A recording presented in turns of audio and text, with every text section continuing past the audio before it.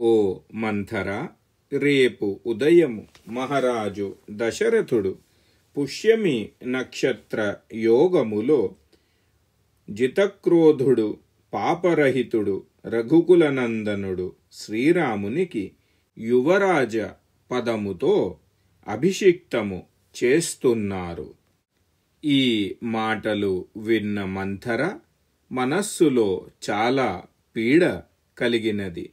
కైలాస శిఖరము వలె ఉజ్వలము మరియు పెద్ద ప్రాసాదము నుండి వెంటనే కిందకి దిగివచ్చినది.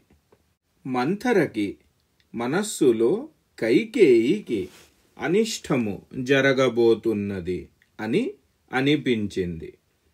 తనకి చాలా క్రోధము వచ్చినది. అక్కడ మహలులో పడుక్కుని ఉన్న కైకేయి సమీపమున వెళ్ళి ఈ విధముగా అన్నది. ఓ మూర్ఖురాలా, లే, ఎందుకు పడుకున్నావు? నీ మీద ఒక పెద్ద భయము వస్తున్నది. నీ మీద ఒక పెద్ద విపత్తి వస్తున్నది. నీకు నీ ఈ దురవస్థ బోధము కూడా అవ్వడం లేదు. నీకు ప్రియమైన మహారాజు నీ దగ్గరకి వచ్చి నీకు సౌభాగ్యము అంతా ఇస్తారు అనుకుంటున్నావు అని నీ వెనక ఆయన నీ అనిష్టము చేస్తున్నారు. నీ అనురక్తుడు అని సౌభాగ్యము చేసేవారు గ్రీష్మ ఋతులో నదీ ప్రవాహము ఏ విధముగా అయితే ఆగిపోతున్నదో ఆ విధముగా నీ సౌభాగ్యము కూడా అస్థిరమైనది.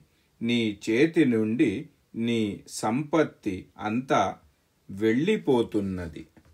మంచి పని జరిగే చోట చెడు చూసే మంథర చాలా రోషముతో కఠోరమైన వచనములతో కైకేయి మనస్సు చాలా బాధపడినది.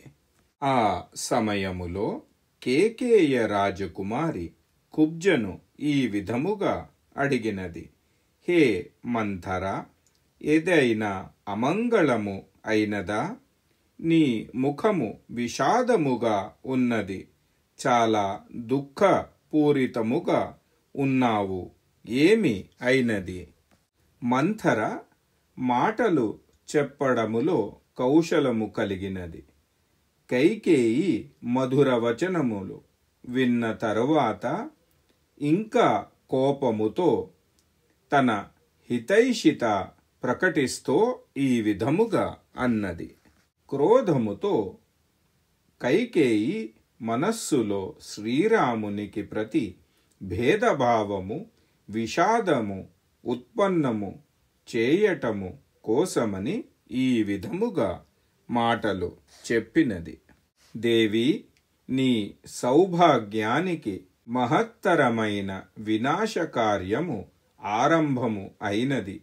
దీనికి ప్రతీకారము కూడా లేదు.